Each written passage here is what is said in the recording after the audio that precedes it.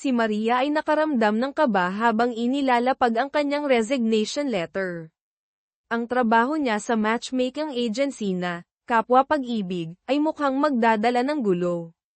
Ang mahigpit na patakaran na itago ang madilim na sikreto ng mga kliyente ay bumabagabag sa kanya, siguradong magdurusa ang mapapares niya. Ngunit lingid sa kaalaman ni Maria, ang araw na nagpasya siyang umalis ay siya ring araw na guguho ang kanyang mundo. Sa gitna ng pagkalito, tinawagan niya ang kanyang matipuno at gwapong fiancé na akala niya ay kanyang kanlungan, ngunit tanging mahabang dial tone ang sumagot. Bago pa siya makabawi, tumunog muli ang telepono. Galing sa real estate company, ang boyfriend niyang si Marco, ay naibenta na pala ang pinaplano nilang bahay sa Tagaytay at naglaho na parang bula. Sa sandaling iyon, pakiramdam ni Maria ay tumangkad siya ng 1 metro dahil sa sungay na ipinatong sa kanya. Ang tiwala niya sa mga lalaki at pangarap sa pamilya ay biglang nagkalamit. Sa modernong buhay, maraming dahilan kung bakit umiiwas ang mga kabataan sa pag-aasawa. Yung mga walang stable na trabaho sa Manila ay pakiramdam na, layers pa. Yung may maayos na karera naman ay iniisip na hindi na mahalaga ang asawa't anak. Si Maria, sa edad na 29 at single since birth, ay isang halimbawa. Pinili niya ang single life, ibinubuhos ang oras sa sarili at sa kanyang mga plano, mag-ipon taon-taon para pag-retire ay makapag-travel sa Mediterranean. Ngunit ang pangarap na iyon ay nangangailangan ng tiyaga sa kasalukuyang trabaho bilang isang kawani ng gobyerno sa munisipyo ng San Isidro. Sabi nila, ang pagiging kawani ng gobyerno ay nasa ilalim ng lipunan, walang kwenta. Pagod na parang kalabaw pero kakarampot ang sahod, walang kapangyarihan. Minsan pa nga, kailangang saluhin ang galit ng taong bayan tulad ng timbang maduming tubig na ibinuhos kay Maria dahil sa inis ng kung sino. Samantala, sa kanyang opisina, si Mayor Guzman ay nag-scroll sa Facebook nang makita ang isang balita, isang mayor sa kabilang probinsya ay matagumpay sa kanyang matchmaking campaign para sa mga hopeless romantic na kabataan. Ang dami ng puso at shares ay ikinaiinggit ni Mayor Guzman. Kahit ayaw niyang nakikipagkumpetensya, madali siyang mapaikan kapag natatalo. Agad siyang nagpasya na magtayo ng sarili niyang proyektong tulong kasal, umaasang makakuha ng publisidad para sa muling pagtakbo. Kakaisip pa lang ng plano, ipinatupad na agad ni Mayor. Hindi nagtagal, puno na ng posters ang buong munisipyo kung saan nagtatrabaho si Maria. Ngunit si Maria, na naamoy pa rin ang imburnal mula sa timba kanina, ay walang pakialam. Sa opisina ni Maria, abala ang lahat sa paglilinis ng crime scene. Hindi pa nawawala ang amoy nang dumating ang bagong problema. Si Boss Reyes, napansing hindi pa bumabalik si Maria, ay tumawag. At nalaman niyang ang ringback tone ni Maria para sa kanya ay tahol ng aso. Nagkatinginan sila, mabigat ang hangin. Pilit nang umiti si Boss Reyes. Sabi niya sa sarili, hindi siya piken, pero sinamantala niya ang pagkakataon para hikayatin si Maria na ilabas ang lahat ng sama ng loob. Parang nabunutan ng tinik, naglabas ng mahabang litanya ng hinaing si Maria, sinisisi si Boss Reyes sa gitna ng opisina.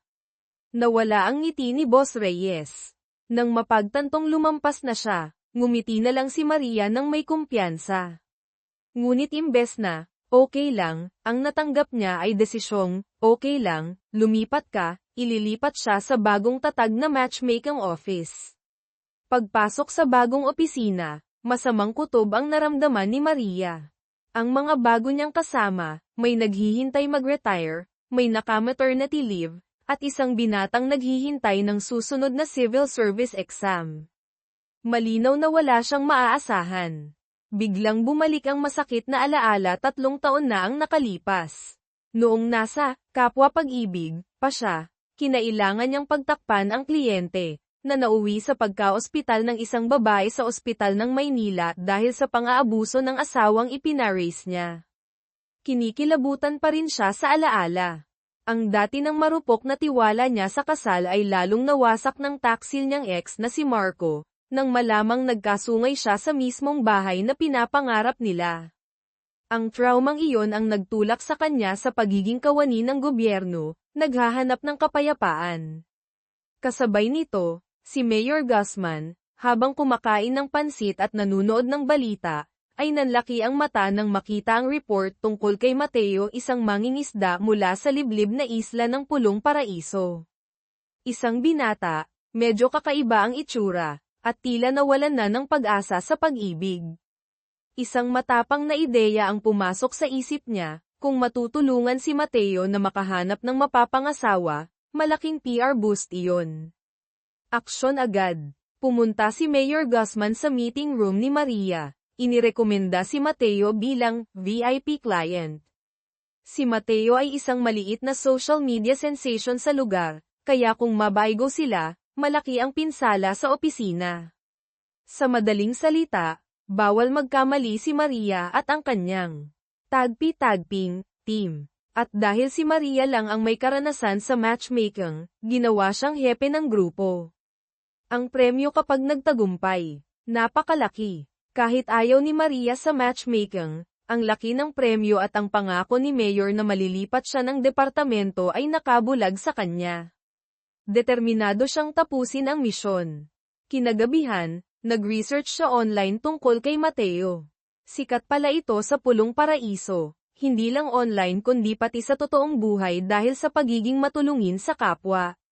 Kinabukasan, bumiyahe si Maria papuntang Pulong Paraiso para makipagkita kay Mateo. Ngunit natigilan siya sa nakita, isang lalaking puno ng mga peklat ang katawan, may hawak na bolo na iwinawasiwas. Natakot si Maria, inakalang siga, kaya tumakbo siya hanggang sa maligaw. Hindi niya alam, ang lalaking mukhang siga ay ang kanyang kliyente.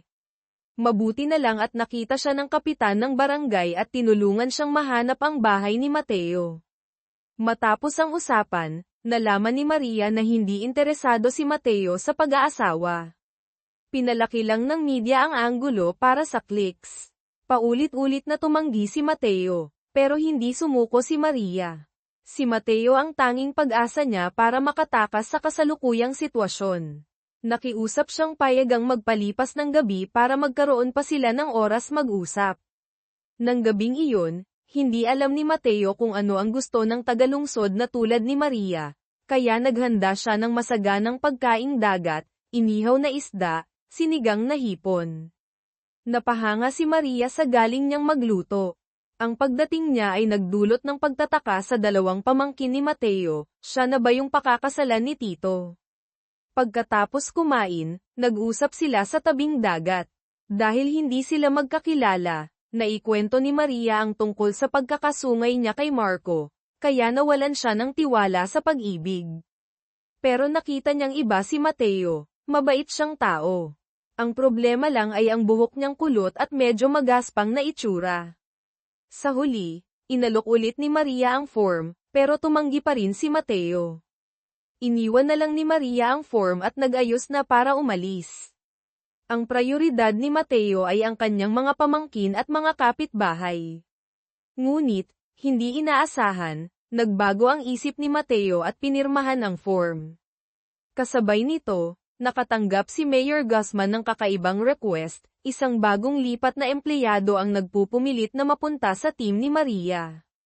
Ito ay walang iba kundi si Marco, ang taksil niyang ex. Paglabas ni Maria ng opisina, nabangga niya si Marco sa lobby ng munisipyo. Nagulat siya, tapos nagalit. Isang malakas na sampal ang damapo sa mukha ni Marco. Sakto namang dumating si Mateo. Hinawakan ni Maria ang kamay ni Mateo at buong tapang na sinabi, "Baka hindi mo alam, pero malapit na akong ikasal sa iba." Narinig ito ni Marco, nagpaalam na lang at umalis. Si Mateo naman, akala totoo, ay tuwang-tuwa at gusto nang magtakda ng petsa ng kasal, uuwi raw agad para ibalita sa mga taga-isla. Pag-akyat ni Maria sa opisina, nalaman niyang si Marco pala ang bago niyang kasamahan, boss. At nabuking na rin ang tungkol kay Mateo bilang kliyente. Gulong-gulo na ang lahat. Kinagabihan, kumakain si Maria sa paborito niyang karinderya nang maalalang naiwan ang cellphone sa opisina. Bumalik siya para kunin ito at naabutan ulit si Marco. Sinubukan siyang kausapin ni Marco, pero malamig siyang tinalikuran ni Maria. Isa lang ba siyang babaero o may iba pang dahilan? Kinabukasan, lumipat na si Mateo sa pansamantalang tirahan para sa mga empleyado sa San Isidro. Naglilinis si Maria ng kwarto nang dumating si Marco at nag-alok ng tulong. Kung gusto mong gawin mong mag-isa, inis na sabi ni Maria sabay alis. Dumating si Mateo kasama ang dalawang pamangkin. Sinalubong sila ni Maria. Tuwang-tuwa ang mga bata sa bagong kwarto. Nagkaroon sila ng masayang salo-salo para sa paglipat. Pagkatapos kumain, inihatid ni Mateo si Maria. At muli, nakasalubong nila si Marco. Para siyang multo. Agad na nag-akto si Mateo bilang protective husband, hinawakan ang kamay ni Maria para ipamukha kay Marco. Ngunit inilahad ni Marco ang kamay, nagpakilalang siya ang bagong team leader. Hiyang-hiya, nakipagkamay na lang si Mateo kay Marco at umalis kasama si Maria. Sa opisina, nagsimula na silang pumili ng posibleng date para kay Mateo. May mayamang babae na naghahanap ng toy boy, may mukhang pera na gustong sustentuhan ng boyfriend. Walang matino, tinulungan ni Maria si Mateo sa questionnaire. Nakapagtataka, gusto niyang mag-asawa pero pinili niya ang tipo na gustong gawin ang lahat mag-isa, mga katangiang katulad ng kay Maria. Samantala, ininterview nila ang unang kandidato, isang sikat na YouTuber. Agad na, naamoy, ng matandang kasamahan ni Maria ang pagka-plastic, pinaghihinala ang gusto lang gamitin ni Maria si Mateo para sumikat. Matapos tanggalin ang halos lahat, isa na lang ang natirang kandidato, si Mina. Sa kanya na lang nakasalalay ang lahat ng pag-asa. Biglang ipinagyabang ng isang kasamahan ang asawa niya, na nagpaalala kay Maria noong ipinagluluto pa siya ni Marco pag-uwi niya galing trabaho. Sakto namang tumawag si Mateo, nakikiusap na tulungan siya ni Maria bukas para maghanda sa date nila ni Mina. Masayang pumayag si Maria. Nagsimula ang practice date. Ang fashion sense ni Mateo ay talagang baduy to the highest level. Nag-alala si Maria. Matapos ang mahabang pagpili, nakahanap din sila ng maayos na damit. Nagkaroon sila ng masayang kwentuhan. Mula sa malayo, pinapanood sila ni Marco, na pabuntong hininga na lang. Kinabukasan, si Ana, kapatid ni Marco, ay pinipilit ng ama na maghanap ng mapapangasawa, kaya humihingi ng tulong sa kuya niya. May koneksyon pala itong si Marco. Gumamit siya ng impluwensya para arkilahin ang isang buong coffee shop, kumuha ng mga aktor. Sa labas, naghihintay si Ana sa traffic light ng may construction worker na aksidenteng nakahulog ng gamit. Sakto namang dumating si Mateo na may plansadong buhok, at bagong damit at sinalo ang helmet. Pero nasundan ito ng isang timba ng maruming tubig.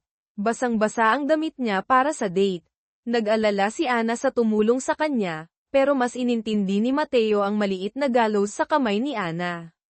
Mabilis siyang nagbigay ng band-aid at nagmamadaling umalis para maligo, kundi mahuhuli siya sa date nila ni Mina. Nang makita si Mateo na nawalan ng magandang damit at bumalik sa pagiging kulot ang buhok, nagduda ang team ni Maria. Pero dumating na si Mina, kaya kailangan na nilang kumilos. Matapos ang ilang hirap, nagkaroon din ng mapag-uusapan sina Mateo at Mina.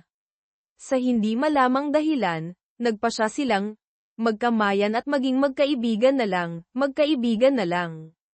Nang gabing iyon, inimbitahan ni Maria si Mateo sa paborito niyang karinderya. Naikwento ni Mateo na mabait, maalaga, daw si Mina, pero magkaiba sila ng pananaw sa family meal. Gusto ni Mina na pribado lang iyon para sa kanilang dalawa, habang si Mateo naman ay naniniwalang ang pagkain ay dapat ibinabahagi sa kahit sino, pati kapitbahay. Dahil lang sa pananaw sa pagkain, hindi sila nagkatuluyan. Samantala, niyaya ni Ana si Marco na kumain ng Chicken Joy sa Jollibee. Ang kwento ng pag-ibig at paghahanap ng kapares sa San Isidro ay lalo pang nagiging komplikado. Lumalabas na ang mapait na katotohanan 3 taon na ang nakalipas ay ibang-iba pala. Ang babaeng nakita ni Maria kasama si Marco noon ay si Ana pala, ang kanyang kapatid. Hindi maintindihan kung bakit hinayaan lang nilang dalawa na manatili si Maria sa maling akala ng ganoon katagal nang walang paliwanag. Tinutulak din ni Marco si Ana na mag-asawa na, pero nag-aalangan ito kung ang mga lalaki ba sa labas ay talagang gusto siya o ang kayamanan lang ng pamilya nila. Masyadong komplikado, kaya sinabi ni Marco sa kapatid na subukan na lang humanap ng kahit sino. At sa sandaling iyon, ang imahe ni Mateo ang pumasok sa isip ni Ana. Kinabukasan, habang naglalakad si Mateo kasama ang 2 pamangkin sa San Isidro, nakita nila ang isang school bus na nasaroon sa gitna ng kalsada. Dahil sa kanyang likas na kabaitan, hindi siya nagdalawang isip na tulungan ang guro na ihatid ang mga bata sa paaralan. Ang nakakatuwang eksenang ito ay agad na nakakuha ng atensyon ng mga dumaraan, kasama na si Ana na nagkataong napadaan at si Maria na nasa malapit din.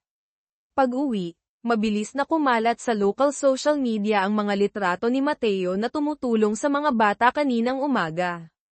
Doon lang napagtanto ni Ana na iyon pala ang mabait na lalaking tumulong sa kanya noong nakaraang araw. Isang masayang ngiti ang sumilay sa kanyang labi.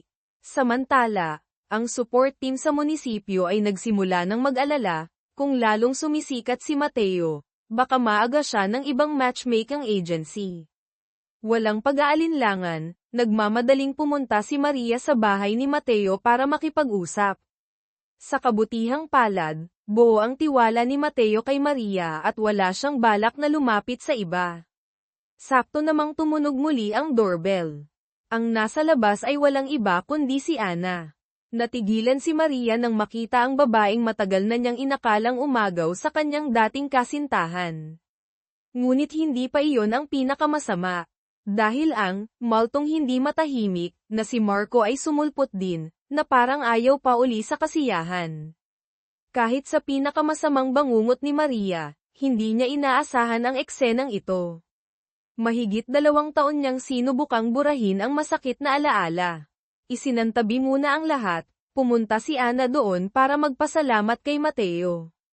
Pagkatapos magpasalamat, agad na hinimok ni Marco ang kapatid na umalis. Wala na ring masabi si Maria, tumalikod siya para lumabas nang makitang naghihintay si Ana. Napakatenso ng usapan ng 2 babae. Malamig na sinabi ni Maria na wala siyang pakialam sa dahilan nilang magkapatid. Ngunit sumagot si Ana, natatakot ka lang na marinig ang totoong dahilan. Paulit-ulit na tumatakbo sa isip ni Maria ang mga salitang iyon hanggang sa makauwi siya. Naalala niya ang araw na iyon, ang araw na nagpasya siyang umalis sa Kapwa Pag-ibig. Tinawagan niya si Marco pero hindi ito sumasagot. Maya-maya lang, tumawag ang real estate company para sabihin na ibenta na ni Marco ang bahay nila at naglaho na ito. Labis na sakit ang naramdaman ni Maria, naniwala siyang pinagtaksilan siya ng walang awa. Sa kabilang banda, tinawag ni Ana ang kanyang kuya at diretsahang sinabi, "Kuya, ipares mo ako kay Mateo." Akala ni Marco ay nagbibiro ang kapatid, ngunit seryosong-seryoso si Ana. Kinabukasan nga, isang bagong kandidato ang idinagdag sa proyekto para kay Mateo si Ana. Nang marinig ito, mariing tumutol si Maria. Pakiramdam niya ay galing sila sa magkaibang mundo at baka masaktan lang si Mateo. Ngunit hindi sang-ayon si Marco. Giit niya, mabait naman si Ana, walang problema kung ipapares sila. Nang marinig mula sa ex na mabait ang headrace na umagaw ng boyfriend, kumukulo ang dugo ni Maria. Sinabon niya si Marco, sinabing huwag nang magkunwaring nag-aalala pa sa kanya, at umalis ng galit. Samantala, natuklasan ni Mateo na may sobrang pera sa loob ng basket ng prutas na bigay ni Ana. Nagpasya siyang puntahan ito para isauli. Nang malaman ni Ana na darating ang lalaking type niya, masaya siyang tumakbo para salubungin ito. Pagkakita pa lang, agad na iniabot ni Mateo ang sobra.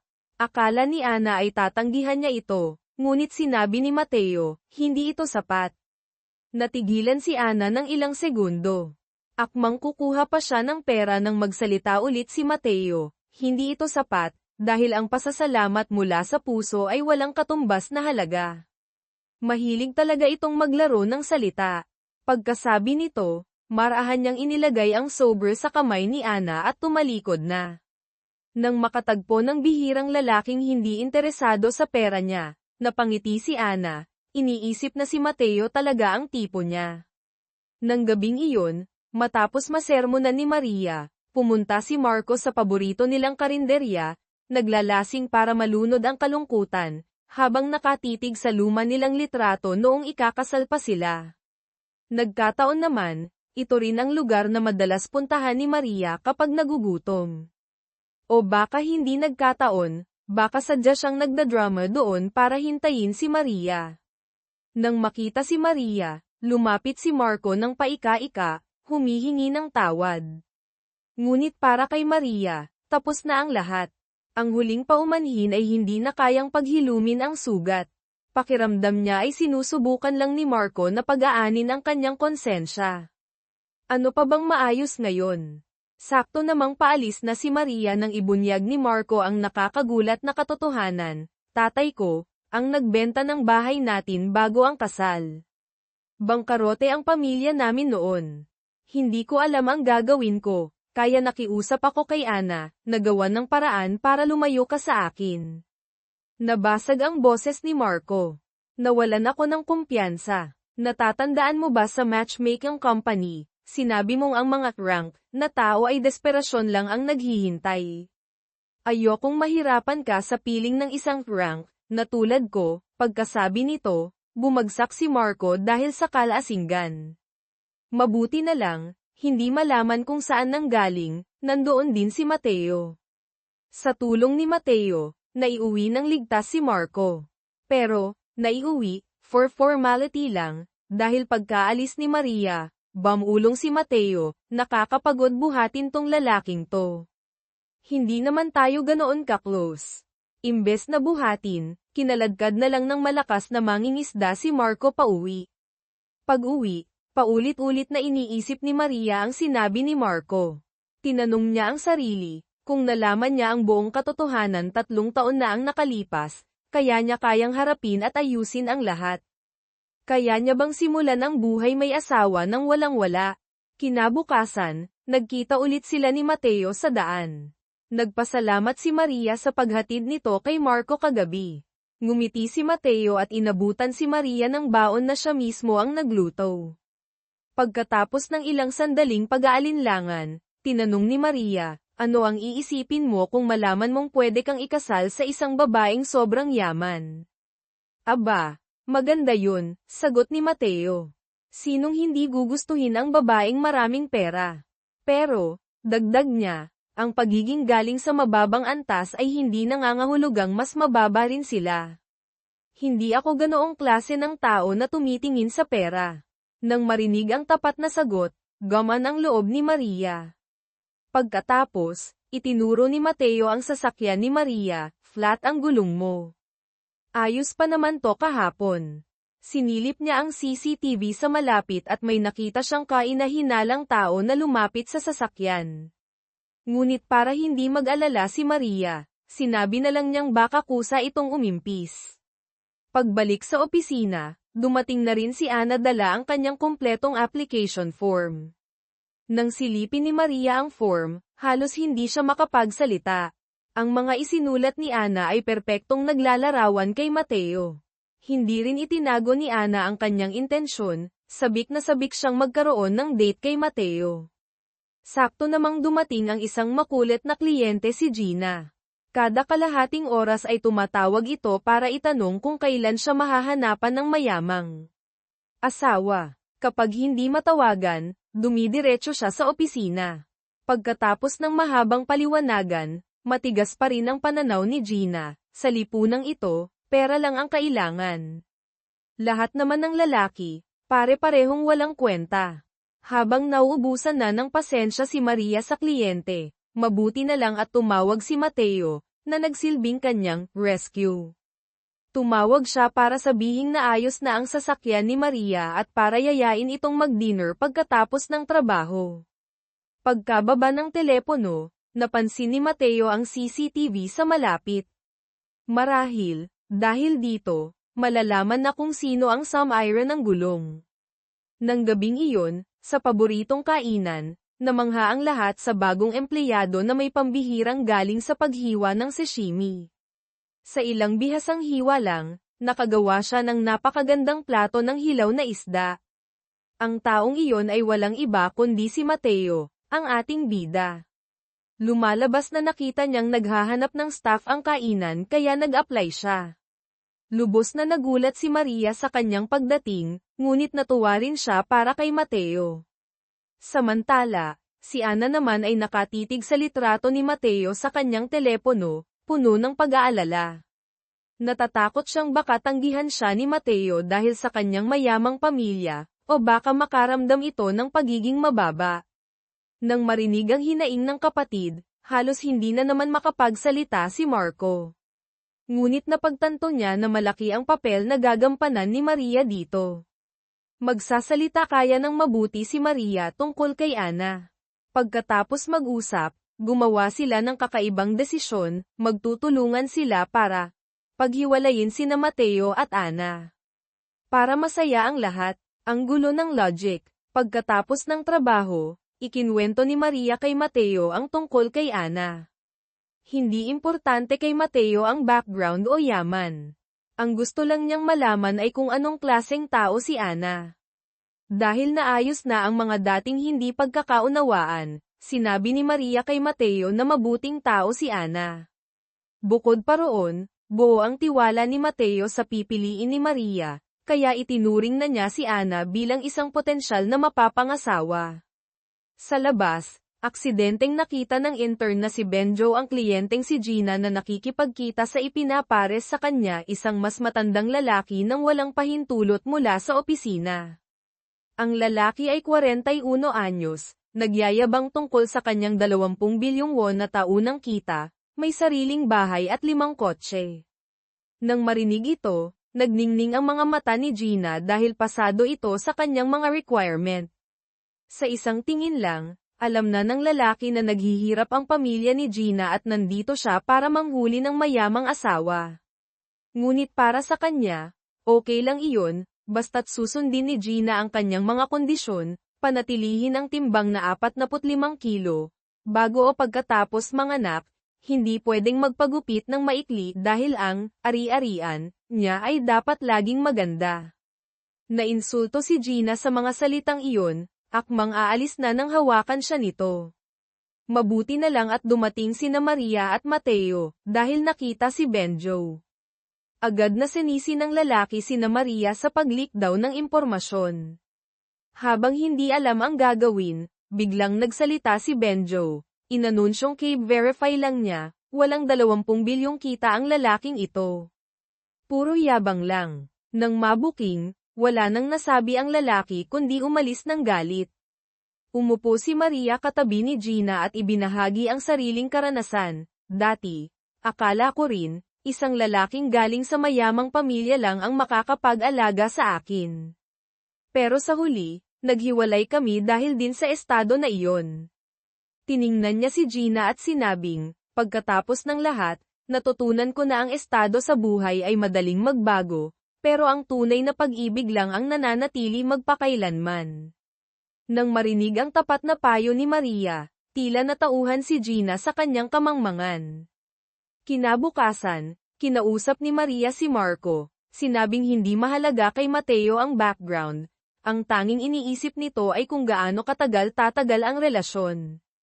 Nang marinig ito, napaisip si Marco, iniisip ko rin yan. At sa tingin ko, kaya ko na rin yang gawin ngayon. Tila bahagyang natunaw ang yelo sa pagitan nilang dalawa. Si Ana naman, sa wakas ay nagkaroon na ng lakas ng loob na i-heart ang litrato ni Mateo sa social media. Akala mo ay umaayos na ang lahat, ngunit ang buhay ay hindi parang fairy tale. Nang gabing iyon, pagbalik ni Maria sa kainan, bigla niyang nakita si Mateo na sumasakay sa isang mamahaling kotse kasama ang dalawang di kilalang lalaki, papunta sa isang malaking mansyon. Sa loob, masaya siyang nakikipag-usap sa isang lalaking mukhang T-sermon ng isang kumpanya. Hindi kaya. Itinatago niya ang kanyang tunay na pagkatao. Dahil sa iniisip, hindi makapag-focus si Maria sa meeting kinaumagahan. Bigla niyang naalala ang mga peklat sa likod ni Mateo. Noong unang pagkikita nila, mukha siyang tulisan. Paano kung totoo ngang tulisan si Mateo? Biglang nag-imagine si Maria ng eksenang nakikipag-away si Mateo sa mga siga, at isa sa kanila ay may hawak na tubo at hinampas siya sa ulo. Aaaaa. Napasigaw si Maria, nakalimutang. Nasa meeting pa siya. Lahat ng tao ay napatingin sa kanya. Hiyang-hiya, mabilis siyang nag-iba ng usapan. Paglipat ng eksena, biglang dumating si Gina sa opisina para mag-apply bilang intern. Lahat ay nagulat. Marahil, matapos siyang tulungan noon, nagkaroon na siya ng magandang impresyon sa marriage support team, kaya nag-apply siya. Si Mayor Guzman naman, tuwang-tuwa dahil may dagdag na libreng manggagawa. Pinaupo si Gina malapit kay Benjo para gabayan ito. Pagkatapos ay welcome ang bagong miyembro, sumakit na naman ang ulo ng team dahil wala pa ring bagong aplikante. Dati, may isa o dalawa, ngayon ay wala na talaga. Pagkatapos mag-analyze, napansin nilang ang mga huling nag-apply ay tumawag sa telepono. Mabilis na nahulaan ni Gina, baka may problema ang website kaya hindi makapag-submit. Tama nga siya. Ang problema ay nasa matandang empleyadong malapit nang mag-retire na siyang naka-assign sa web provider. Agad siyang inutusan ni Marco na ipaayos ito agad. Ngunit walang sumasagot sa tawag. Hindi nila alam kung nalugi na ba ang provider o naloko lang ang kasamahan nila. Ang kailangan ngayon ay maayos ang website nang hindi nalalaman ni Marco. Nakiusap ang matandang empleyado sa lahat na tulungan siya. Sa ganitong sitwasyon, kailangan talagang magtulungan. Nagbigay ng utos si Maria, ang matandang empleyado ang magbe-verify kung bangkarote na nga ba ang provider, ang mga intern na sina Benjo at Gina ang maghahanap ng bagong provider, ang mas nakatatandang kasamahan ang sasagot sa mga tawag. Teka, anong gagawin ni Maria? Ang trabaho niya ay gumawa ng bagong poster para makahikayat ng aplikante, at bantayan si Marco. Nang mag-alok si Marco na sumama, hindi tumanggi si Maria, na ikinatuwa naman ito. Sa photo studio, naghihintay si Mateo sa makeup artist para sa photoshoot. Naalala niya ang gabing iyon, kasama ang dalawang lalaki papunta sa T-sermon. Sinabi nito na matagal na siyang hinihintay ni Mateo, pero umiiwas ito. Dahil ba natatakot kang maalala ang araw na iyon, kapag nakikita mo ako, kaya ka umiiwas? Tanong ng lalaki. Ngunit hindi ba dapat kong gawin ang obligasyon ko, para sa kapakanan niya? May tinutukoy na ibang tao. Sumagot si Mateo ng may determinasyon, ako na ang bahala sa nakaraan ko. Mukhang masaya naman ang T-sermon, na umalis na si Mateo sa isla at naghahanap na ng mapapangasawa. Sinabi niyang tumawag lang si Mateo kung kailangan ng tulong. Balik sa kasalukuyan, dumating na ang makeup artist. Pagkakita kay Mateo, sobrang na-excite ito. Ang pinakamalaking hilig niya ay gawing idol ang mga mukhang ordinaryo. Si Mateo ang challenge na hinahanap niya. Kasabay nito, nakumpirma ng matandang empleyado, sarado na nga ang web provider. Kailangan na talagang humanap ng bago. Nagkataon naman, ang tiyuhin ni Gina ay isang magaling na web developer. Itong si Gina, kabago-bago pa lang pero ang galing ng mag-solve ng problema. Ang tiyuhin ni Gina ay isang It King, kayang humawak ng 6 hanggang 7 monitor ng sabay-sabay. Balik kay Mateo, pagkatapos ng magic ng makeup artist, para na siyang ibang tao.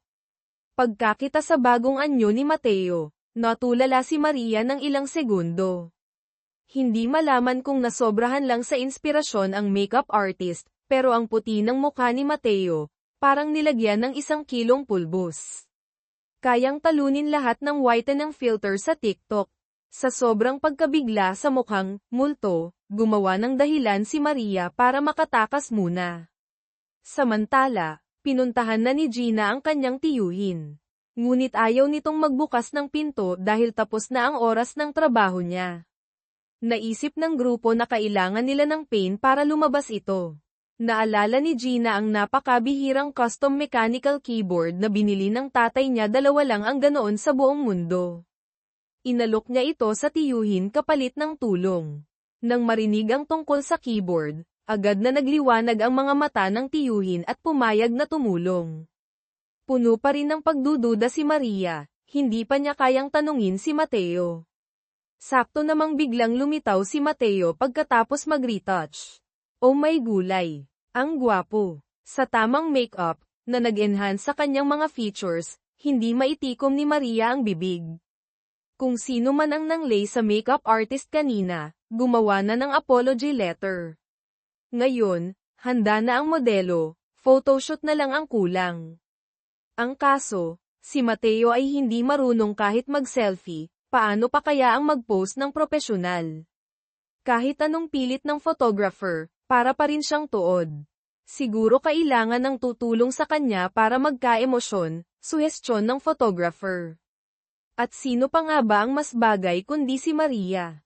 Nang makita ito, napanganga si Marco, halatang ayaw niyang magkaroon ng litratong magkasama sina Maria at ang karibal niya. Agad siyang nag-volunteer, ako na. Ako na ang tutulong sa kanya, na ikinatahimik ng lahat. Sabi nga, action speaks louder than words. Nagsimula silang maghawak kamay ni Mateo, kunwari sweet sa harap ng kamera. Kakaiba ang sweetness na ito, nakakatawa at awkward para sa lahat, pero sa huli, nakakuha rin naman ng ilang magagandang litrato si Mateo.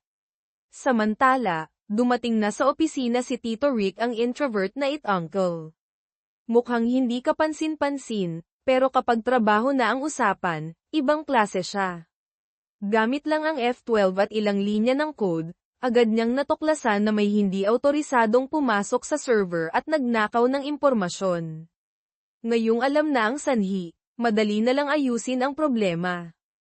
Umaasa ang lahat na matatapos ito agad dahil pabalik na sina Maria at Marco. Pagkatapos mag-imprenta ng poster, pabalik na sana sina Maria at Marco nang bumukas ang pinto ng opisina. Kinabahan ang lahat, akala'y si Marco na. Ngunit isa lang palang bagong aplikante. Pagkakita pa lang sa babae, ang puso ni Tito Rick na puro algorithm at code lang ang laman ay biglang nagka-error. May gana pa kaya siyang mag-ayos ng website? Sa kabilang banda, kinailangan ni Maria na ay delay pa ng kaunti ang pagbalik ni Marco. Niyaya niya itong hintayin ang mga poster at isabay na ang pagdidikit. At saka, nag-aalangan niyang sabi, kung libre ka mamayang gabi, pwede ba tayong kumain? Siyempre, hindi tatanggi si Marco. Pumunta sila sa karinderya ni Aling Nena kung saan nagtatrabaho si Mateo para magdikit ng poster. Sa kainan, pinakiusapan ni Maria si Marco na magdikit sa labas para makausap niya ng sarilinan si Mateo. Gayunpaman, hindi pa rin niya magawang direktang itanong ang tungkol sa pagkatao nito, kaya ibinaling niya ang usapan sa pagrehistro ni Ana. Oras na para bumalik si Marco sa munisipyo para mag-report kay Mayor Guzman. Ilang minuto na lang ang natitira para sa team sa opisina. Dahil sa deadline, todo bigay na si Tito Rick. Buong suporta rin ang team, may nagbabantay sa labas, may tumutulong mag-check. At sa wakas, sa mismong pagpasok ni Marco, naibalik na sa ayos ang website. Ngayon, natanggap na ni Mateo ang notification mula kay Ana sa system, ngunit hindi pa siya pumipili. Sakto namang dumating din si Ana sa kainan para makipagkita sa kanya. Hindi mo ba ako gusto? Mausisang tanong ni Ana. O may tinatago ka bang sikreto? Yung dalawang bata, anak mo ba talaga sila sa iba? Sumagot si Mateo ng diretsahan, paano mo nalaman, na ikinasamid ni Ana. Nagbibiro lang pala siya, ngunit seryosong sinabi ni Ana, gusto talaga kita, Mateo. Wala akong itatago sa'yo. kaya sana masabi mo rin ang sikreto mo. Kasabay nito, bumalik si Marco para itanong kay Maria ang tungkol sa dinner. Natigilan si Maria, nakalimutan niyang niyaya niya lang ito para mag-delay. Nang makita ang pagkailang ni Maria, hindi na siya pinilit ni Marco. Alam niyang sumama lang si Maria sa kanya buong araw para tulungan si Tito Rick. Dapat tumulong din ako, bilang team leader, sabi ni Marco. Ngunit sumagot si Maria, nagawa mo ang tama nang magtiwala ka sa team mo at naghintay. Medyo gamaan ang tensyon sa pagitan nila. Pagkatapos, naglakad-lakad sila sa baybayin na dati nilang pinupuntahan noong college pa sila. Naalala ni Maria, ginamit ni Marco si Ana noon para may aya siyang lumabas, tapos iniwan niya ang kapatid para masolo siya. Sa coffee shop malapit doon unang nagtapat si Marco kay Maria. Napakaganda ng mundo nila noon, pakiramdam nila'y malalampasan nila ang lahat basta't magkasama sila. Biglang nagsalita si Maria, "Sorry, Marco. Kung nalaman ko man ang lahat noon, siguro hindi ko rin matatanggap." Tiningnan niya ito ng may komplikadong emosyon. Pero marami nang nagbago ngayon. Tayo, manatili na lang tayong magka-opisina, okay? Gusto sanang humanap ni Marco ng pagkakataon para magsimula ulit, ngunit mariin nang tumanggi si Maria. Pagkatapos magpaalam kay Marco, naglalakad ng mag-isa si Maria nang maramdaman niyang may sumusunod sa kanya. Natakot siya, akmang tatakbo nang biglang sumulpot si Mateo. Pakiramdam niya'y hihimatayin na siya, ngunit dahil kay Mateo, nakauwi siya ng ligtas. Kinabukasan, sa meeting, inamin ni Marco na alam niyang tinulungan ng team si Tito Rick, pero hindi na niya ito palalakihin pa. Ang isyu ngayon, gusto na ring sumali ni Tito Rick sa matchmaking office, at umaasa siyang si Maria ang mag-aasikaso sa kanya, ibig sabihin, hahanapan siya ng kapares. Samantala, hindi malaman kung paano, napadpad si Tito Rick sa kainan ni Mateo. Nang makita ang mga poster, nagtanong siya kay Mateo ng tips sa pakikipag-date. Sa dinami-dami ng mapagtatanungan, sa kapwa niya rin, single, siya lumapit. Nagkwentuhan sila hanggang gabi. Sa wakas, nagkalakas ng loob si Tito Rick na ay, heart, ang litrato ng babaeng nakilala niya sa opisina, si Gina. Sakto namang nandoon din sina Maria at Marco para sumuporta. At ang maganda pa, tinanggap din ng babae, si Gina, ang alok. Tuwang-tuwa ang lahat, nang makitang masaya si Maria, akmang makikipag-appear si Marco, pero bigla namang humawak sa kamay ni Mateo si Maria. Napanganga na lang si Marco. Naganap na rin ang unang date ni na Tito Rick at Gina. Ngunit dahil sa pagiging introvert, hirap pa ring magsimula ng usapan si Tito Rick. Hindi niya inaasahan, kinakabahan din pala si Gina. Para silang mga high school student sa unang date nila.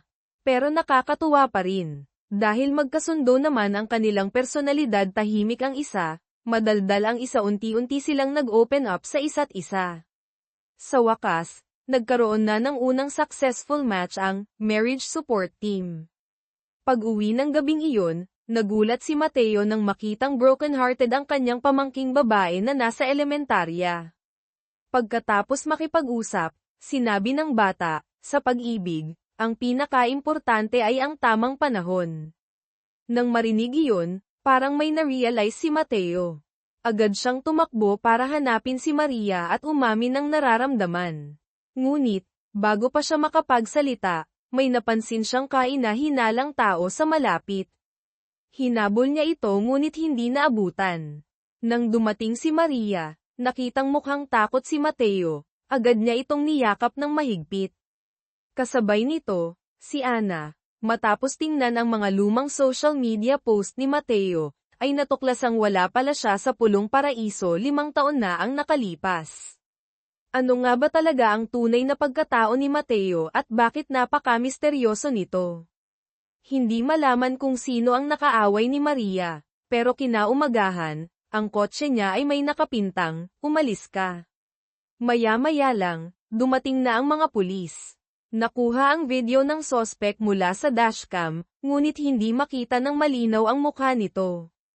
Para hindi masyadong mag-alala si Maria, sinabi ni Officer Reyes na maraming kabataan ngayon ang mahilig sa paninira, baka walang masamang intensyon. Iimbestigahan nila ang lahat ng CCTV sa paligid at ibabalita kay Maria ang resulta. Pagkaalis ng mga pulis, na-curious si Maria sa gustong sabihin ni Mateo kanina. Pagkatapos ng ilang pag-aalangan, nagkwento si Mateo, gusto kong sabihin ang tungkol sa nakaraan ko, 5 taon na ang nakalipas. Noon, si Mateo ay isang masipag na bumbero. Ngunit matapos ang isang malaking sunog, nag-resign siya at lumipat sa isla para mamuhay ng tahimik. Ang mga peklat sa likod niya ay mula sa aksidenteng iyon. Tinanong din ni Maria ang tungkol sa mga lalaking nakasot na naghanap sa kanya. Sila pala ang mga sekretaryo ng T-Sermon na iniligtas ni Mateo sa sunog. Nang marinig ang kwento, lubos na naunawaan ni Maria si Mateo. Pareho silang may mga multo ng nakaraan.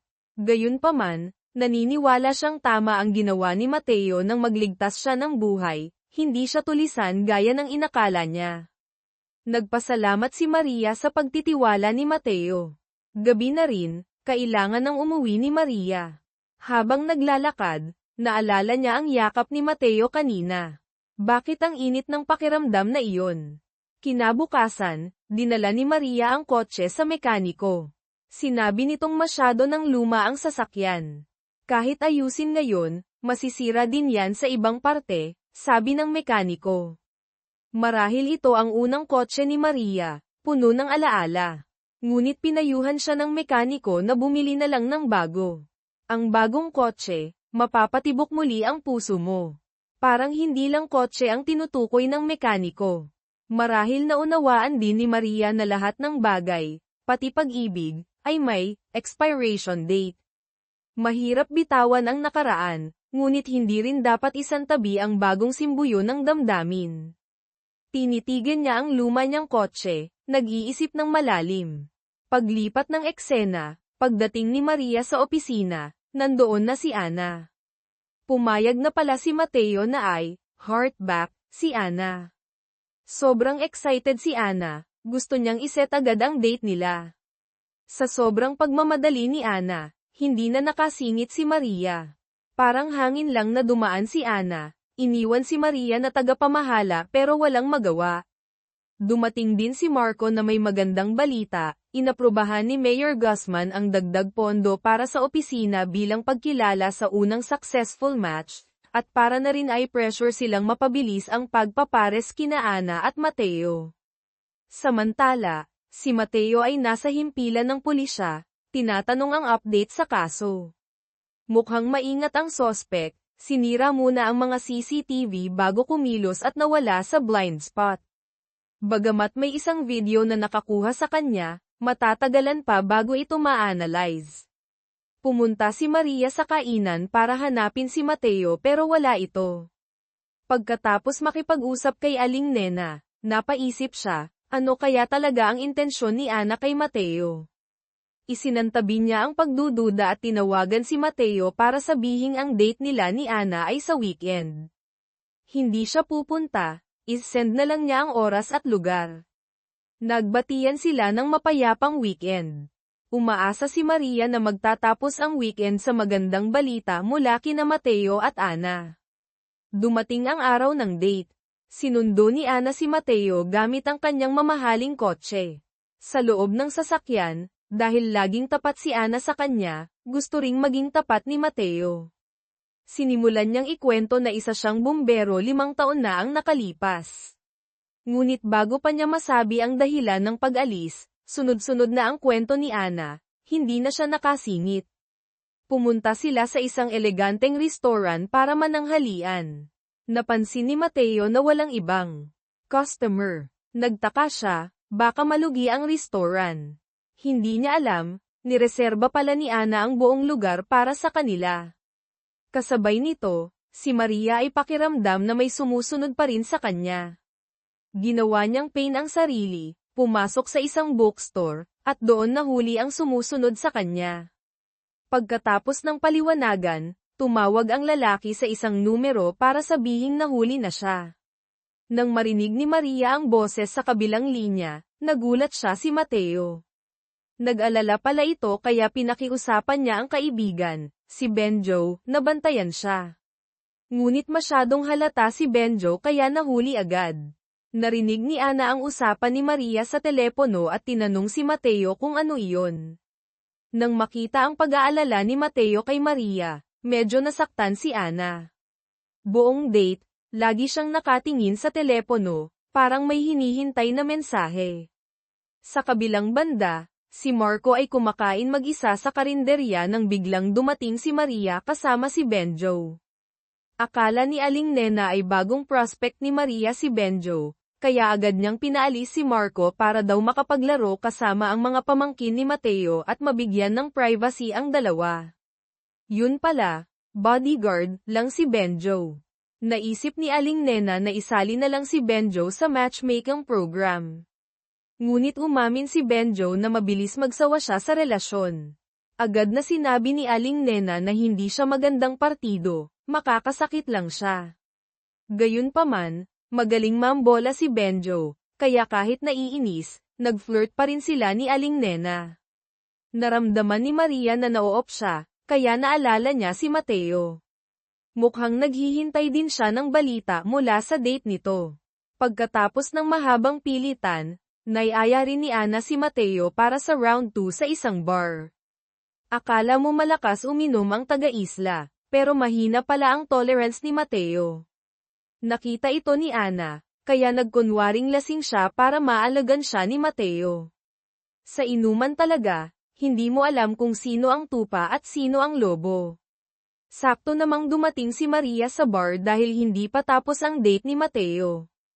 Nang makita niyang inaalalayan ni Mateo si Ana, hindi malaman kung bakit, lumapit siya sa kanila. Bigla namang sumulpot si Benjo at pinigilan siya. Nangako siya kay Mateo na ihahatid si Maria ng ligtas kaya nandun siya para paalisin si Maria. Mabuti na lang at may pumihil, dahil hindi rin maintindihan ni Maria ang gagawin niya sana. Kinabukasan, may nag-leak ng mga litrato ni Ana at Mateo mula sa date nila, naging viral ito online. Tuwang-tuwa si Mayor Guzman, tinawag si Marco para purihin. Kasabay nito, si Benjo ay pumunta sa opisina para mag-apply sa matchmaking program. Pero siguro gusto lang niyang malaman kung bagay ba siya sa kasal. Dahil sa pagiging mabilis magsawa, gaya ng inaasahan, pinaalis din siya agad. Nang gabing iyon, nasa bahay si Mateo nang may kumatok. Si Inspector Reyes pala. Nakilala na nila kung sino ang nanira ng kotse kaya pumunta sila para ipaalam kay Mateo. Pagkakita pa lang sa litrato, agad na nakilala ni Mateo ang sospek, kahit pa nakamaskara ito. Nagmamadali siyang pumunta sa bahay ni Maria. Kasalukuyan namang nakatanggap si Maria ng isang kakaibang kahon. Pagbukas niya, puro lumang litrato ni Mateo at ng dati niyang kasintahan ang laman, may kasamang sulat na, "Umalis ka." Labis siyang natakot ngunit hindi alam ang gagawin. Habang papunta si Mateo, nakita niya ang sospek. Hinabol niya ito. Pagkatapos ng habulan sa mga kalye, nahuli rin niya ito. Tama ang hinala ni Mateo. Ang sospek ay ang nakababatang kapatid ng yumaong kasintahan niya. Mahal na mahal nito ang kanyang ate, kaya hindi niya matanggap na masaya na si Mateo at naghahanap ng iba. Nangako ka na hindi ka tatanggap ng iba. Bakit ka nagbago? Si Maria ang pinuntirya niya dahil ito ang naglabas kay Mateo mula sa isla, ginulo ang tahimik, kahit malungkot, na buhay nito. Sinabi ni Mateo na hindi niya kailanman nakalimutan ang ate nito, o mas tamang sabihin, hindi niya kayang kalimutan. Palagi niyang sinisisi ang sarili sa pagkamatay nito. Ang kapatid naman ay hindi galit kay Mateo, ayaw niya ring magdusa ito habang buhay. Ngunit hindi niya rin kayang makita itong masaya sa piling ng iba. Sakto namang dumating si Maria. Sinabi niya, "Bakit mo aalalahanin habang buhay ang isang masakit na alaala? May expiration date din ang sakit. Ang pagpapahirap sa sarili habang buhay ay hindi pagbibigay respeto sa nakaraang pag-ibig." Nang marinig ito, humagulgol ang binata na parang bata. Paglipat ng eksena, Nagpasya pa rin si Maria na ipaayos ang lumang kotse imbes na bumili ng bago. Lahat ng bagay ay maaaring may expiration date, ngunit siya lang ang makakapagpasya kung kailan iyon. Bigla, habang nasa kotse sina Maria at Mateo, nakita nila ang dalawang pamangkin ni Mateo na kasama ng isang di kilalang lalaki. Walang pag-aalinlangan, bumaba si Mateo at hinabol sila. Pagod na pagod sa pagtakbo, natagpuan din niya ang dalawang bata. Ngunit pagdating niya, kumakain lang pala sila ng fishball na parang walang nangyari. Tinanong ni Mateo ang tungkol sa lalaki, ngunit umiwas ang dalawa. Medyo nainis si Mateo. Pinilit niya silang magsalita nang dumating si Maria. Nakitang galit si Mateo, dinala na lang muna ni Maria ang mga bata pauwi. Hindi malinaw kung nag-aalala lang si Mateo sa mga pamangkin, o nakilala niya ang lalaking kasama nila. Kinabukasan, pumunta ulit si Maria sa isang blind date. Mabait naman ang lalaki, iyon lang ang masasabi tungkol sa kanya. Siyempre, walang nangyari sa date na iyon. Pagbalik sa opisina, ang marriage support team ay nahaharap sa napakaraming reklamo mula sa mga tao at aplikante. Lalong nagiging komplikado ang sitwasyon. Dahil sa hindi matagumpay na pagpapares. Biglang pumasok si Mayor Guzman, puno ng pag-asa. Inaasahan niyang magiging matagumpay ang tambalang Ana at Mateo para mapalakas ang kanyang kampanya. Pinaalala rin niya ang pangako kay Maria, kung magtatagumpay, ililipat siya ng pwesto. Ngunit mukhang mahirap itong mangyari, lalo na't nag-back out si Mateo sa date nila ni Ana kahapon para puntahan si Maria, kahit pa dahil lang sa pag-aalala. Matapos ang utos mula kay Mayor, agad na may isang local TV station na gustong interviewin sina Ana at Mateo. Medyo kinabahan si Maria dahil pangalawang beses pa lang nilang formal na magkikita. Ngunit pumayag agad si Ana, na parang gustong ipagsigawan sa buong mundo na si Mateo ay may nagmamay-ari na. Kasalukuyan, nakikipaglaro si Ana sa dalawang pamangkin ni Mateo habang nagluluto ito. Ngunit kung ano-anong mahihirap na tanong ang tinatanong niya tulad ng, nasaan ang mga magulang ninyo, na nagpabigat sa atmosphere. Para maibsan ang tensyon, tinawag na sila ni Mateo para kumain. Naghanda si Mateo ng masasarap na pagkain para kay Ana.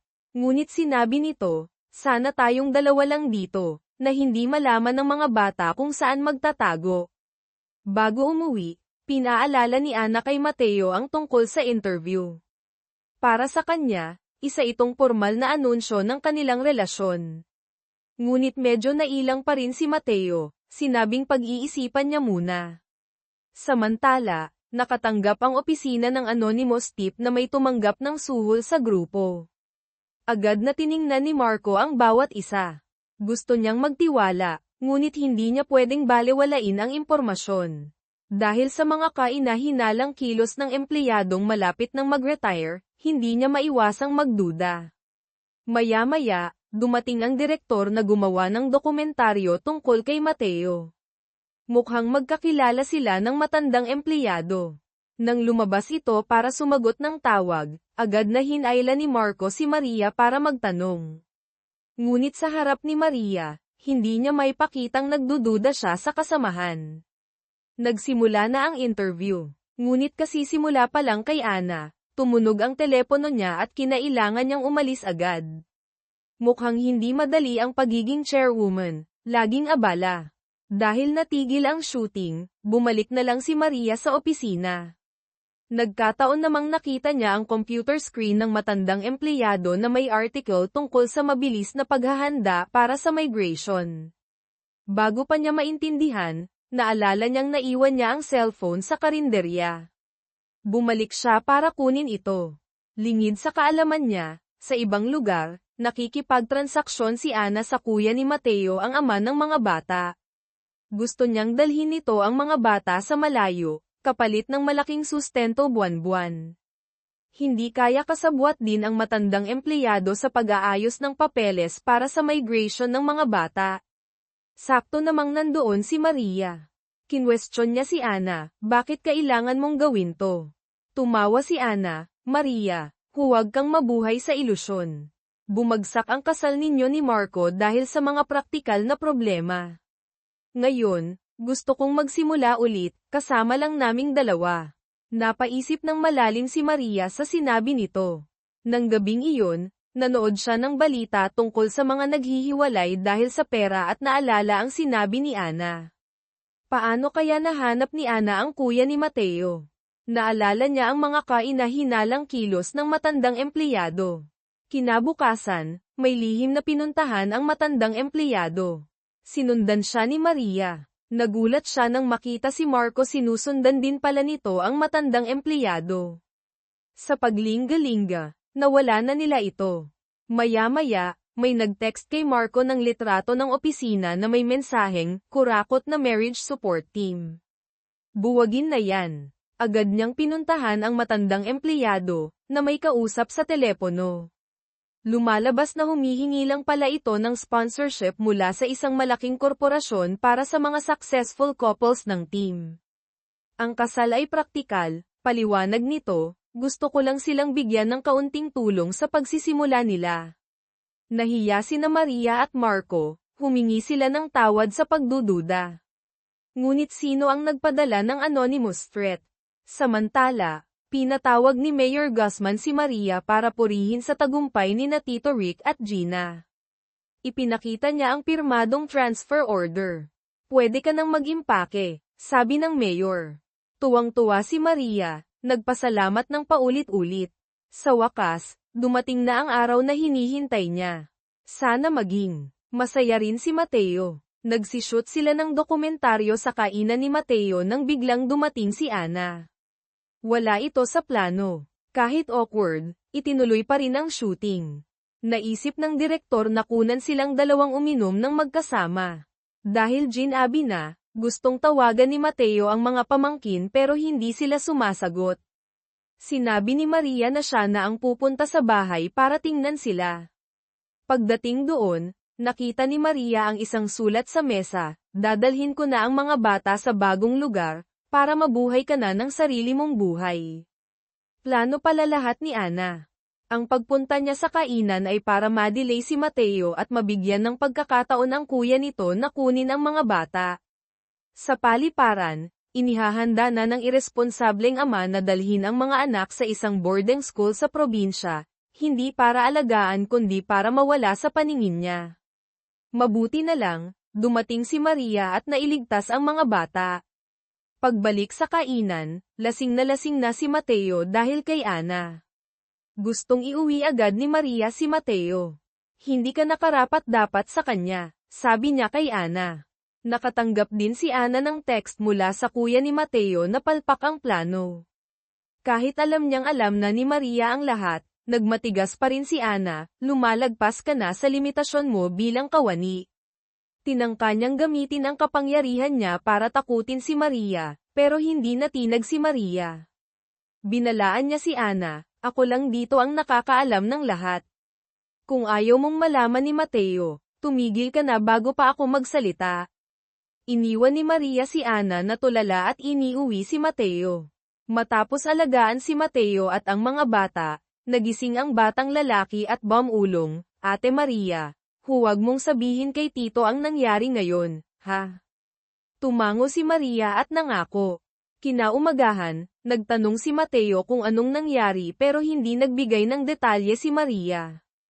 Matapos siyang tulungang mahimasmasan at ibili ng almusal, pumasok na si Maria sa opisina. Abala ang lahat sa paghahanda ng promo para kina Ana at Mateo nang pumasok si Maria at sinabing, itigil lahat yan. Kinausap siya ni Marco ng sarilinan. Hindi pa rin alam ni Marco ang ginawa ng kapatid niya kaya sinisi niya si Maria, masyado ka ng padalos-dalos. Basta mo na lang pinatigil ang shooting at promo nang hindi kumukonsulta. Nagalit si Maria sa maling akala, anong klaseng leader ka na nagdududa sa desisyon ng miyembro mo? Medyo sablay din ang reasoning ni Maria dito.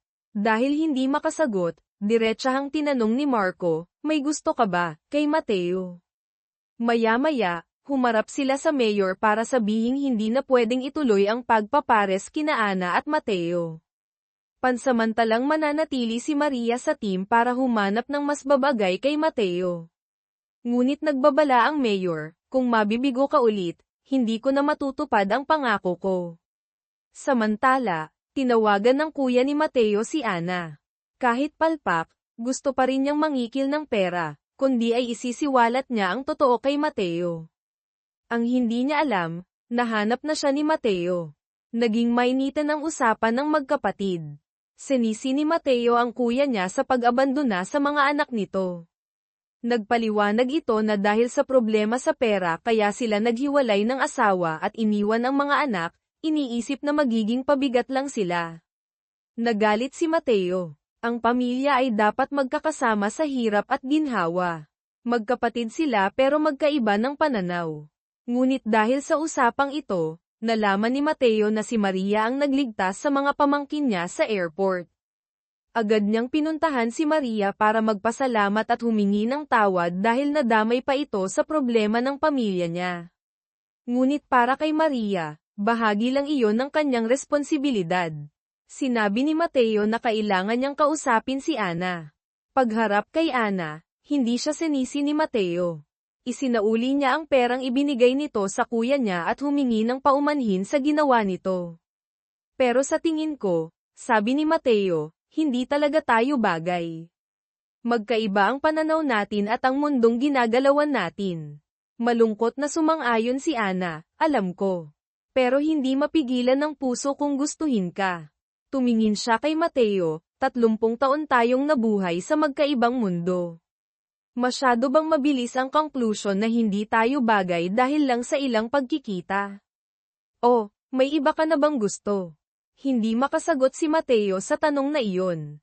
Samantala, walang masyadong ginagawa ang team dahil naudlot ang kaso ni Ana at Mateo.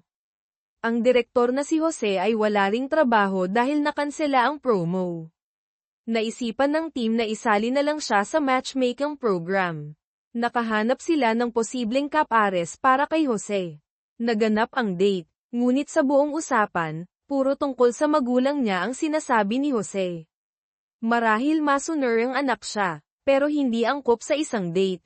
Sa huli, sinabi ng babae na hindi sila bagay dahil pakiramdam niya ay nanay ni Jose ang pakakasalan niya, hindi si Jose. Niyaya pa siya ni Jose na makipagkita sa nanay niya sa susunod na date. Pati ang nanay niya ay napailing na lang sa paraan ng panliligaw ng anak. Sinabi niyang proud siya sa pagsisikap ng anak na humanap ng gusto ng ina, pero mas gusto niyang humanap ito ng magpapasaya sa sarili niya. Maya-maya, biglang dumating si Mateo sa opisina para kay Maria, gusto niyang baguhin ang profile niya. Gusto niyang malaman kung sino ba talaga ang taong babagay sa kanya. Bigla, sa labas, si Lily, kasamahan nila, ay biglang pumutok ang panubigan. Nataranta ang lahat. Agad siyang dinala ni na Mateo at Maria sa ospital, habang tinawagan naman ni Tito Rick ang asawa nito. Ligtas na naipanganak ang sanggol. Dumating ang asawa ni Lily, naiyak sa tuwa. Pinaalala ni Maria na ipaalam sa magulang ni Lily, ngunit lumabas na itinakwil pala sila dahil tutol ang mga ito sa kasal nila at hindi pa alam na buntis si Lily. Pinayuhan pa rin sila ni Maria na sabihin. Nag-aalangan man, sinunod ng asawa ni Lily ang payo ni Maria. Kabaligtaran ng inaasahan, tuwang-tuwa ang mga magulang ni Lily nang malaman ang balita at agad na pumunta sa ospital. Niyakap nila ang manugang at nagpasalamat. Mukhang nagkaayos na sila. Masaya sina Mateo at Maria sa nasaksihan. Pag-uwi, tinawagan ni Maria ang kanyang nanay. Masaya silang nagkwentuhan. Napag-usapan ang pag-aasawa, ngunit hindi siya minadali ng ina. Ang gusto lang nito ay makahanap si Maria ng taong tunay niyang mamahalin at magiging masaya habang buhay. Kinabukasan, nag-uusap sina Marco at Ana sa coffee shop. Tinanong ni Marco kung ano ba talaga ang ginawa ni Ana kaya nagkaganon si Maria. Habang pinipilit niyang ipare si Ana kay Mateo, lalo lang siyang lumalayo kay Maria. Nang malaman ang buong katotohanan, hindi makapaniwala si Marco sa ginawa ng kapatid. Ngunit nalulungkot pa rin siya kapag nakikitang magkasama sina Maria at Mateo. Ano kayang ginagawa niya ngayon, bulong ni Marco. Weekend naman, siguro hindi sila magkasama. Sakto namang dumaan sina Maria at Mateo sa tapat ng coffee shop. Dahil gustong baguhin ni Mateo ang profile, naisip ni Maria na makakatulong ang pagbabasa ng libro. Habang nagbabasa, nasugatan ng papel si Mateo. Pati papel pala nakakasugat. Agad na kumuha ng band-aid si Maria at ginamo ito ng may pag-aalala. Nakita ito ni na Marco at Ana mula sa malayo. Naalala nila ang usapan nila. May gusto na nga ba si Mateo sa iba? May gusto ba si Maria kay Mateo? Ano ang nararamdaman niya? Si Mateo naman, tinamaan na talaga ng pana ni Cupido. Na-realize niyang si Maria pala talaga ang gusto niya noon pa man. Hindi niya mapigil ang mahiya. Tanong ng tanong si Maria tungkol sa libro, habang si Mateo ay nag-i-imagine na ng bahay at mga anak nila, sabay namumula.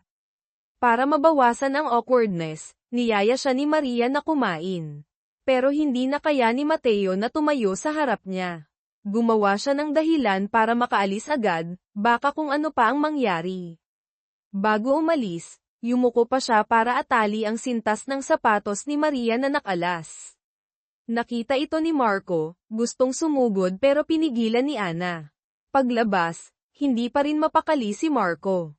Inalo siya ni Ana, baka galit lang talaga sa'yo si Maria kaya ganyan siya kay Mateo, hindi dahil gusto nila ang isa't isa. Parang hindi naman nakatulong ang consolation na yun. Lalo lang nawalan ng ganang kumain si Marco. Kinabukasan, nanaginip din si Maria tungkol kay Mateo kaya na-late siya ng gising at nagmamadaling pumunta sa opisina. Hinihintay na siya ng lahat para sa meeting. Mukhang umaayos na ang team, 35 couples na ang successful at may unang magpapakasal na. Ngunit nag-aalala sila dahil abala sa pagpaplano ng kasal. Sakto namang dumating si Mayor. Gusto niyang ang team ang umasikaso sa lahat ng pangangailangan ng ikakasal na couple. Dahil wala pa silang talagang successful case hanggang sa dulo.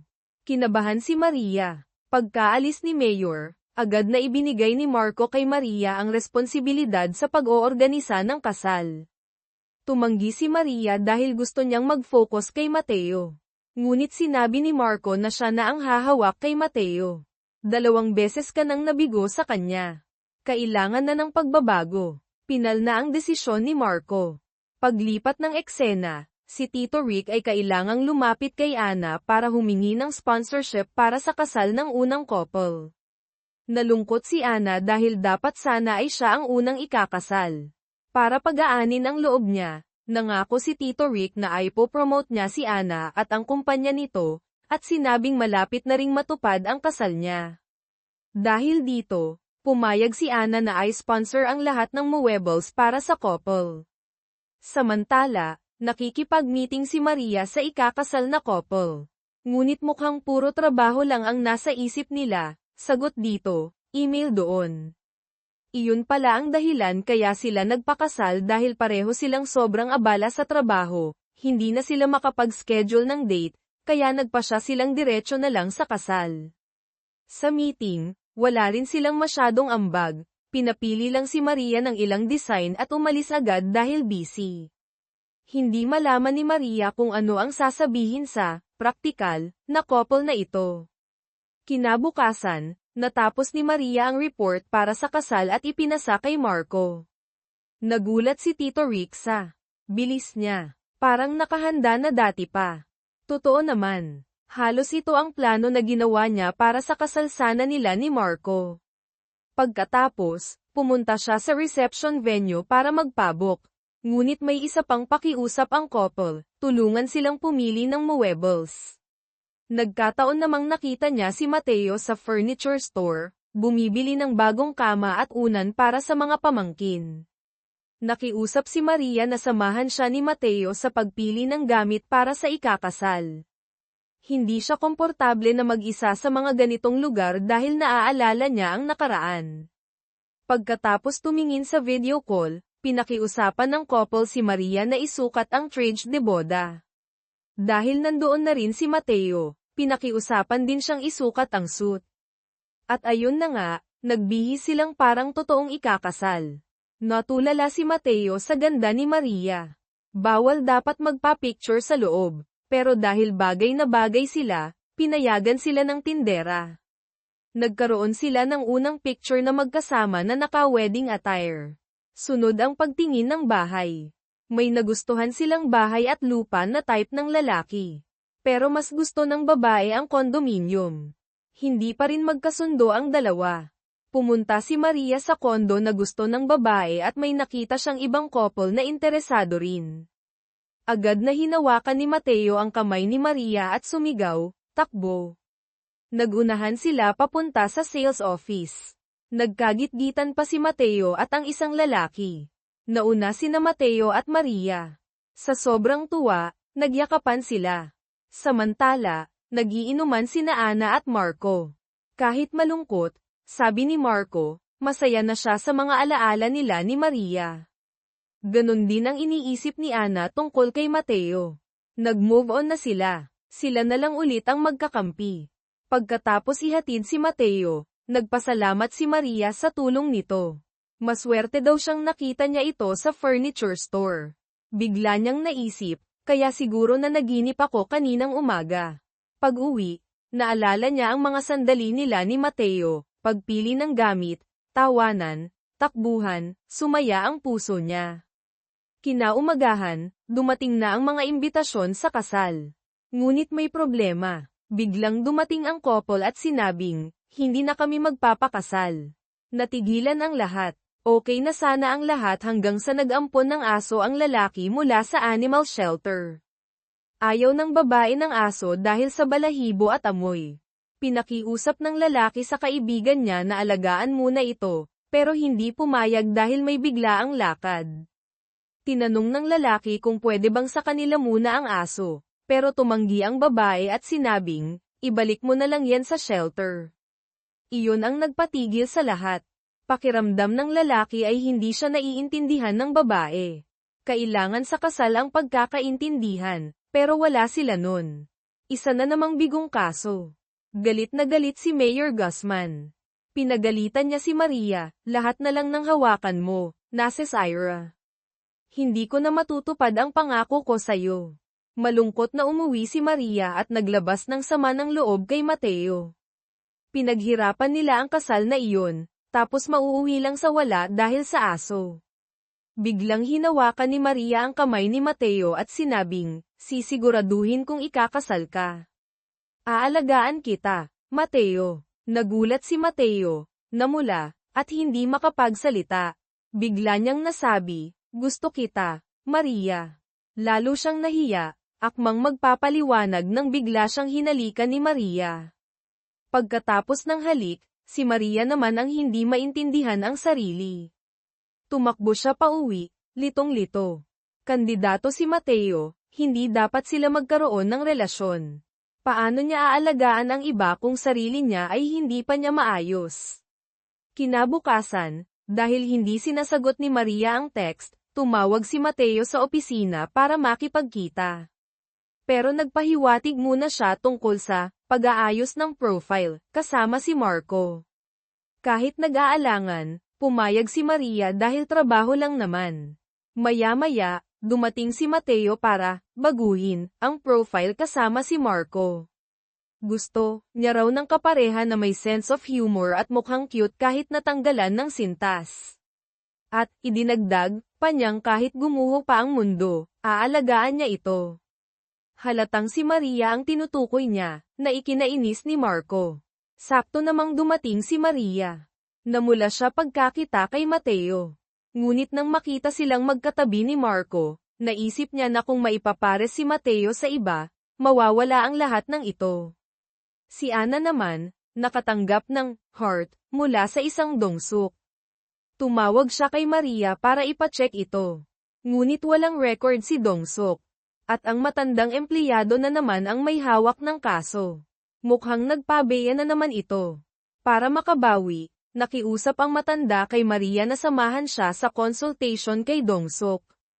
Pumayag naman si Maria. Samantala, habang nag-eehersisyo si Ana, narinig niya sa balita ang tungkol sa kriminal na nambibiktima ng mga babae sa madilim na eskinita. Dumating si Marco. Nag-usap sila. Na-realize na ni Ana na minsan, kailangan talagang mag-let go pagkatapos mong ibigay ang lahat. Pinayuhan niya rin si Marco na gawin iyon, saka ikinwento ang bago niyang kadate. Sa opisina, nabasa ni Maria ang binagong profile ni Mateo. Dati, laging umiiwas si Maria sa relasyon. Ngayon, gusto niyang sumugal. Agad siyang nag-drive papunta kay Mateo para umamin. Na-touch si Mateo, niyakap ng mahigpit si Maria. Bigla namang dumating ang mga kamag-anak ni Mateo mula sa Pulong Paraiso at nakita silang dalawa. Nahiya sila pareho pero natawa na lang din. Kinabukasan, bumalik sa trabaho si Maria at ininterview si Dongsuk. Kakaiba ang pakiramdam niya dito, titig ito ng titig sa kanya. Gusto nito ng pribadong date kay Ana, pero bawal iyon. Kahit may duda si Maria at parang pamilyar ang mukha nito, nasa kay Ana pa rin ang desisyon. Nag-decide si Ana na bigyan ng chance si Dongsuk. Nagkita sila ulit, hindi kasing lakas ng kilig tulad kay Mateo, pero okay lang. Pumayag si Ana sa pangalawang date. Tuwang-tuwa si Tito Rick, akala tama ang kutob niya. Pauwi. Narinig ulit ni Maria ang balita tungkol sa kriminal. Kinabukasan, nagmi-meeting ang team dahil dami ang hate comments. Ngunit si Maria ay nakatutok lang sa phone, naghihintay ng text ni Mateo. Napansin ito ni Gina, Ate Maria, may kadate ka na no? Iba na raw ang aura ni Maria. Pero kailangan nilang maging mas maingat. Sa kanilang date, nag-disguise sina Maria at Mateo para walang makakilala. Ngunit lalo lang silang nag-enjoy. Samantala, naghahanda na sina Ana at Dongsuk sa pangalawang date. Matagal nang naghihintay si Ana kaya tinawagan niya si Maria. Doon nalaman ni Maria na nagpalit pala sila ng lugar. At hindi niya alam kung paano, nakuha ni Dongsuk ang numero ni Ana.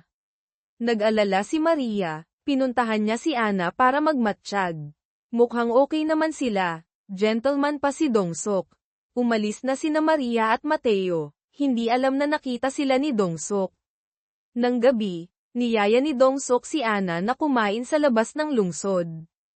Kinabahan si Ana kaya nag-send siya ng location kay Maria. Tapos na ang date ni na Mateo at Maria. Biglang sinabi ni Mateo na gusto niyang magplano para sa kanilang dalawa. Natigilan si Maria. Kailangan na niyang isipin ang buhay na may kasama. Kaya niya ba? Pag-uwi, may iniwang sulat ang nanay ni Maria. Kwento niya, kahit mahirap ang simula nila ng tatay niya, nanatili silang magkasama.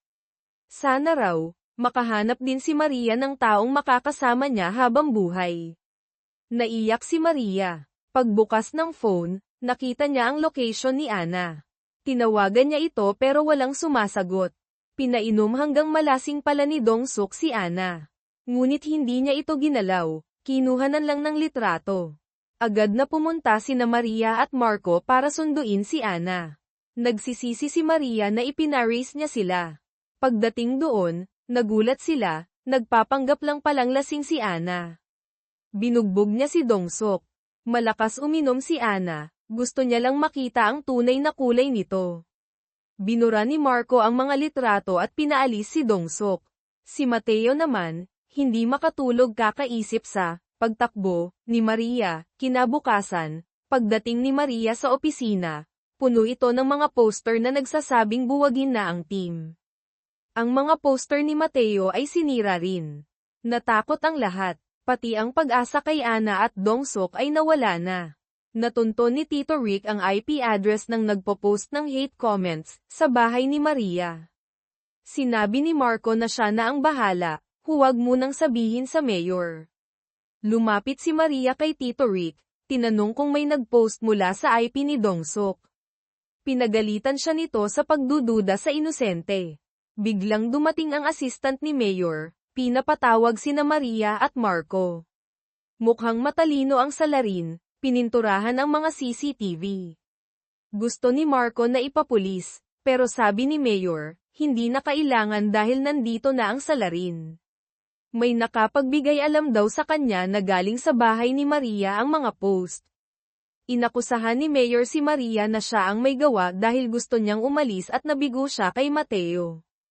Tinanong niya kung nasaan si Maria kahapon ng hapon, oras ng mga post. Hindi makasagot si Maria dahil kadate niya si Mateo. Wala na siyang kredibilidad. Tumayo si Marco, humingi ng isang araw para patunayan ni Maria ang sarili. Kung hindi, sa kanya lahat ang sisi. Bumalik sila sa opisina, nag-iimpake na ang iba. Wala nang naniniwala kay Maria. Kinausap siya ni Marco, gustong tumulong, pero ayaw pa ring sabihin ni Maria ang tungkol sa kanila ni Mateo. Naramdaman ni Marco na wala siyang magawa. Naisip ni Maria, baka hindi si Mateo ang pinoprotektahan niya, kundi ang sarili niya. Nalaman na ni Mateo ang nangyari. Naalala niya ang mga delivery van ng supermarket na may dashcam. Humingi siya ng tulong kay Ana, dahil may koneksyon ito sa supermarket. Pumayag si Ana dahil tinulungan siya ni Maria dati. Nang gabi, pinuntahan ni Mateo si Maria. Sinabi niyang hindi siya kailangang protektahan. Ano man ang mangyari, kakampi, panig, siya ni Maria. Napakasaya ni Maria, alam niyang tama ang pinili niya. Sa tulong ng dashcam, nakita nilang may suot na silver bracelet ang salarin. Naalala ni Maria na laging may suot na ganon si Dongsuk. Pinuntahan nila ito. Pagbukas ng pinto, si Mayor Guzman ang nandoon. Nabuking ang lahat. Si Dongsuk, ang anak ng Mayor, ang tunay na salarin. Galit siya sa mga babae dahil iniwan sila ng ina niya noon. Nagalit siya lalo nang pilitin siya ng ama na mag-asawa kaya niya ito ginawa. Alam pala ni Mayor na anak niya ang may gawa, pero itinuro niya si Maria. Ngayong nabisto na, nagpa siya siyang mag-resign para pagbayaran ang kasalanan ng anak. Alam niyang masakit ito. Pero si Dongsuk na lang ang natitirang pamilya niya, kaya anuman ang mangyari, poprotektahan niya ang kanyang kaisa-isang anak. Muling sumikat ang araw. Bumalik na sa normal ang lahat. Dahil naayos na ang mga gusot, hindi na nabuwag ang marriage support team. Ang ugali ng matandang empleyado kay Maria ay nagbago rin ng 180 degrees. Dati pinagdudahan niya ito. Ngayon ay todo puri na siya at sinasabing noon pa man ay naniniwala na siya kay Maria. Hay, buhay. Nagpadala naman si Mateo ng isang espesyal na litrato kay Ana bilang pasasalamat. Nasa litrato si Dongsuk na may hawak na karatulang, "Patawad, Ana." Samantala, ibinigay ni Marco kay Maria ang sulat kamay ni Mateo. Ginawa niya ito bilang paghingi ng tawad sa mga nagawa niyang pagkakamali noon. Sa sulat, nagpasalamat si Mateo kay Maria sa lahat ng nagawa nito para sa kanya. Binago nito ang buhay niya. Ngunit pagkatapos ng maraming pag-iisip, nagpa siya pa rin siyang bumalik sa kanyang tahanan sa Pulong Paraiso. Pagkatapos basahin ang sulat, hindi mapakali si Maria. Hindi niya pwedeng hayaan si Mateo na umalis ng ganoon lang. Agad siyang tumakbo para pigilan ito. Habang papunta sa pantalan, biglang tumawag ang kanyang nanay. Na-ospital daw ito at posibleng may kanser sa tiyan. Parang binagsakan ng langit at lupa si Maria. Umiyak siya ng umiyak. Kalimutan na muna si Mateo. Kailangan niyang puntahan ang kanyang ina. Agad siyang pumunta sa ospital. Sa pantalan naman, gusto ng mga pamangkin ni Mateo na tumawag kay Ate Maria para magpalem. Pinahiram sila ni Mateo ng cellphone. Narinig ni Mateo sa telepono na umiiyak si Maria. Nalaman niya ang nangyari sa ina nito. Hindi siya nagdalawang isip, ipinagpaliban niya ang pag-alis at pinuntahan si Maria sa ospital. Salamat sa Diyos, pagkatapos ng mga pagsusuri, nalaman nilang hindi kanser ang sakit ng ina ni Maria. Ulcer lang dahil sa stress. Gumaan ang pakiramdam ni Maria. Dahil sa pangyayaring ito, lalong na-realize ni Maria na si Mateo lang ang laging nandyan para sa kanya, ang nagbibigay sa kanya ng kapayapaan at lakas. Hindi niya kayang mabuhay nang wala si Mateo sa tabi niya. Hindi pa tapos ang iniisip niya, sa mismong hallway ng ospital, hinayla ni Maria si Mateo at muli niya itong hinalikan. Mahiyain si Maria pero pagdating sa importante, siya ang unang kumikilos. Dahil pagkatapos noon, nang akmang hahalikan siya ulit ni Mateo, nahiya na naman siya at umiwas. Sakto namang dumating ang tatay ni Maria. Unang pagkikita pa lang nila ni Mateo, nagustuhan na niya agad ang binata dahil sa pagiging tapat at mapagkakatiwalaan nito.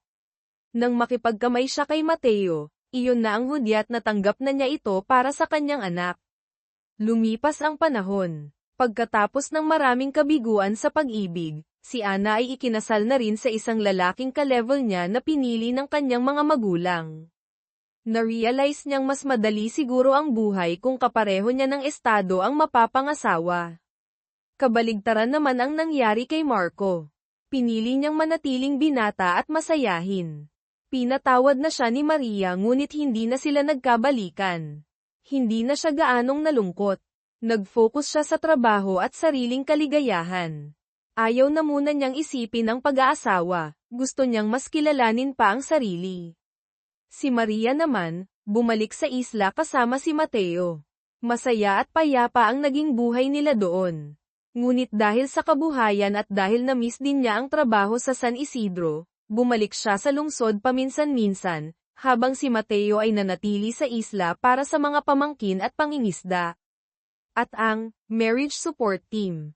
May bago silang miyembro, walang iba kundi si Mateo. Sumali siya para ibahagi ang kanyang karanasan at tumulong sa iba na makahanap ng pag-ibig. Pagkalipas ng ilang panahon, sa isang espesyal na TV program para sa anibersaryo ng Marriage Support Team, sa harap ng maraming tao, lumuhad si Mateo at nag-propose kay Maria. Umiiyak na sumagot ng oo, si Maria. Nagpakasal sila sa isang simple ngunit makabuluhang seremonya sa magandang isla ng Pulong Paraiso, at masayang namuhay ng panghabang buhay.